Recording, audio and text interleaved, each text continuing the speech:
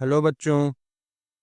देखिए, इस प्रॉब्लम में एक पार्टिकल दूसरे पार्टिकल को चेज कर रहा है and both of them are moving on a same straight line. Now after they pass a particular point, so इसका मतलब ये समझिए कि एक ही पॉइंट से दोनों स्टार्ट कर रहे हैं। सो टी इक्वल टू 0 पे दोनों की पोजीशन सेम है and now their velocities v vary with time as shown in the diagram. इस ग्राफ के अकॉर्डिंग वेलोसिटी इसकी वेरी कर रही है। सो ये पूछा गया है when will the chase end. तो देखिए, अगर हम इसको मान लें कि this is particle 1 and this is particle 2, so particle 1 T equal to 0 से मोशन करना स्टार्ट कर रहा है, लेकिन पार्टिकल 2 जो है वो टी इक्वल टू 3 सेकेंड तक रेस्ट में है और इसके बाद ये मोशन करना स्टार्ट कर रहा है। सो पार्टिकल 1 की वेलोसिटी ये इस तरीके से वेरी कर रही है और पार्टिकल 2 की वेलोसिटी इस ग्राफ के अकॉर्डिंग वेरी कर रही है। सो हमें ये फाइंड करना कि when will the chase ends. तो कैसे इस प्रॉब्लम को सॉल्व करेंगे, एक बार आप खुद ट्राई करिए फिर सॉल्यूशन देखिए। कि इसमें कॉन्सेप्ट ये है कि chase will end when their displacements become equal, क्योंकि दोनों सेम पॉइंट से स्टार्ट किए हैं, स्ट्रेट लाइन में मोशन हो रहा है।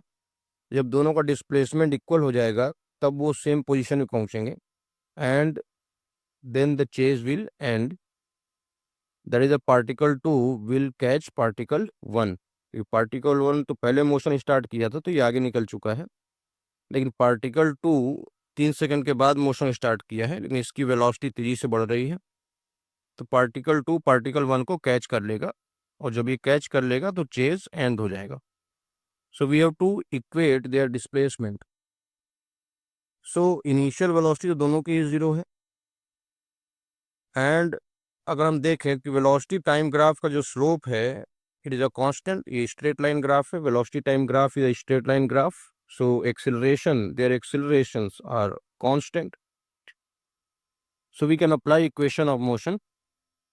So s1 equal to s2 and हमने मान लिया कि टाइम t पे चेज एंड होगा, है ना। तो ये टाइम निकालना है, तो मान लेते हैं टाइम t पे चेज एंड होगा तो टाइम t पे दोनों का डिस्प्लेसमेंट सेम हो जाएगा। सो हम लिख सकते, पहले पार्टिकल के लिए लिख सकते हैं you T plus half A T square और दूसरे के लिए लिख सकते हैं you T plus half A T square. तो u तो दोनों का 0 है, तो पहले पार्टिकल के लिए हो गया half A one T square, क्योंकि ये जो फर्स्ट पार्टिकल है मान लो किसी टाइम टी पे ये मीट कर रहे हैं तो फर्स्ट पार्टिकल तो टी टाइम तक चलेगा, लेकिन सेकेंड पार्टिकल जो है वो 3 सेकेंड बाद एक्चुअली चलना स्टार्ट कर रहा है। तो सेकेंड पार्टिकल एक्चुअली में सेकेंड पार्टिकल ये मान लीजिए टाइम टी पे मीट कर रहे हैं तो फर्स्ट पार्टिकल तो टी टाइम तक चलेगा, लेकिन सेकेंड पार्टिकल जो है वो टी माइनस 3 तक ही चलेगा।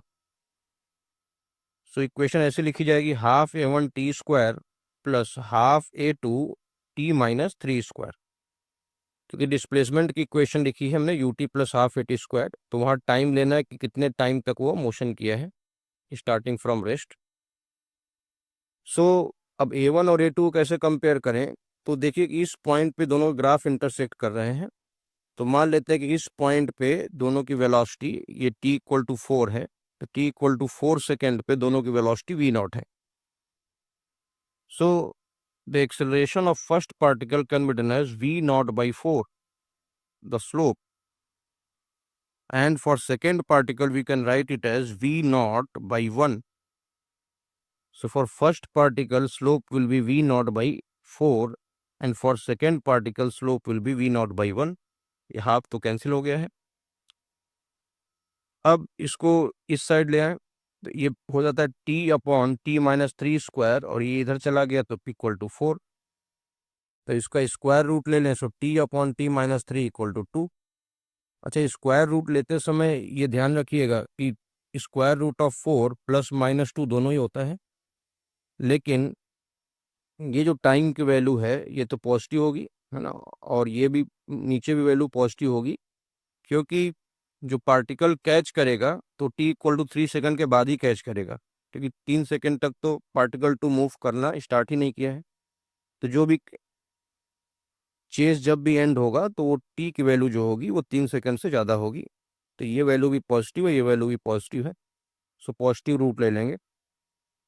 सो इसको हम क्रॉस मल्टीप्लाई करके सॉल्व करें, सो टी की वैल्यू आ जाती है 6 second. So after t equal to 6 seconds, chase will end. That is, the particle 2 will catch particle 1. Thank you.